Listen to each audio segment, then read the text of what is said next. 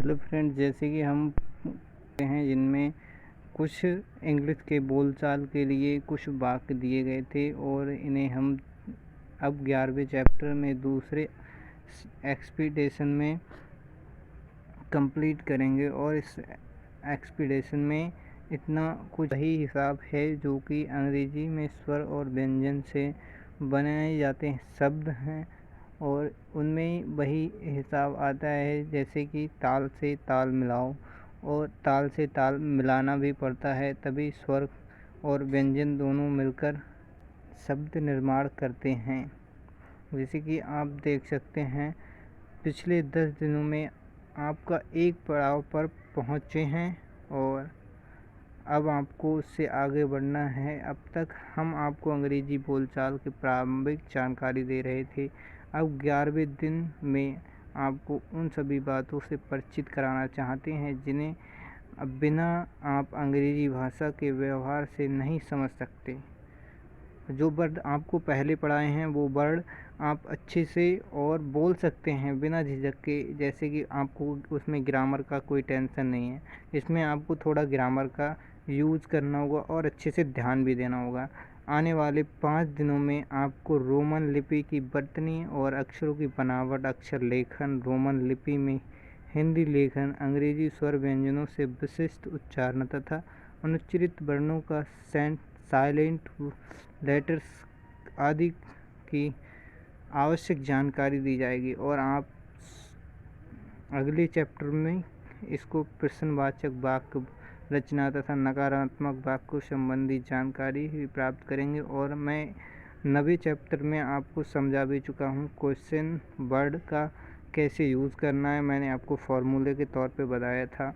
और इसमें रोमन लिपि की वर्णमाला इस प्रकार है। अंग्रेजी में रोमन लिपि है, हिंदी में देवनागरी, अंग्रेजी में A to Z कुल 26 लेटर्स हैं, जैसे कि जबकि हिंदी में आ से हाथ तक के 46 लेटर्स हैं।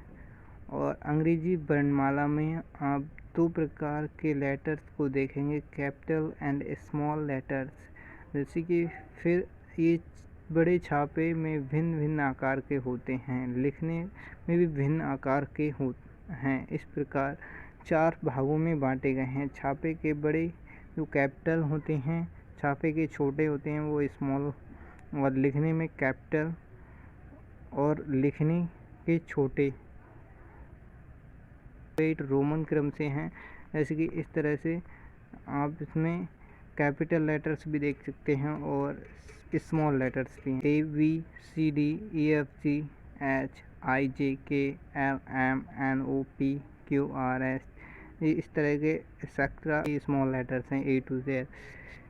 एंड बीच की 2 पंक्तियों में लिखे जाने वाले वर्ण इस प्रकार हैं, जो 14 हैं, EORSUBWXYZ। एक्वर की 3 पंक्तियों में लिखे जाने वाले वर्ण हैं BDHKIT, 6 लेटर्स हैं। ये चारों पंक्तियों में लिखे जाते हैं, वो सिंगल है, एक ही F। जैसे जंगल का राजा शेर एक ही है, उस तरह से ये भी एक ही है।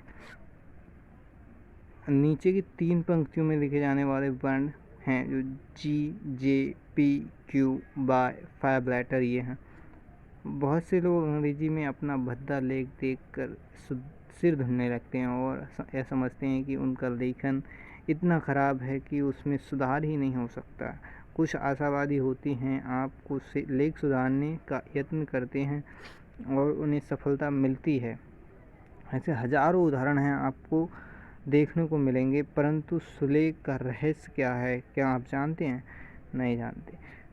अंग्रेजी में लिपि रोमन बड़ी स्टाइलिश भाषा है। इसकी लिखाई नियम हैं, इसके अक्षरों की चौड़ाई कम ज़्यादा होती है। आपका यह अभ्यास अच्छी तरह कर लें कि कौन सा वर्ण 2, 3 और 4 पंक्तियों में लिखा जाने वाला है। पहली उस पर अच्छे से अभ्यास करें, और जबकि आपके हाथ सद जाएं तब आप, यदि आप पेन से फिर आप सिंगल लाइन वाली कॉपी पर भी लिख सकते हैं,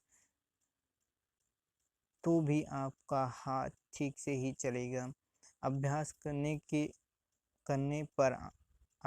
करने पर आप देखेंगे कि आपका लेख पहले से काफ़ी सुधर रहा है। 11वें दिन की यह सीख अपनाइए और 4 लाइनों वाली कॉपी में एक पृष्ठ प्रतिदिन लिखिए। भले ही आप हाई स्कूल पास हों या ग्रेजुएट, अच्छी बात सीखने के लिए कोई उम्र नहीं होती या हर केवल पक्के इरादे की ज़रूरत है। लेख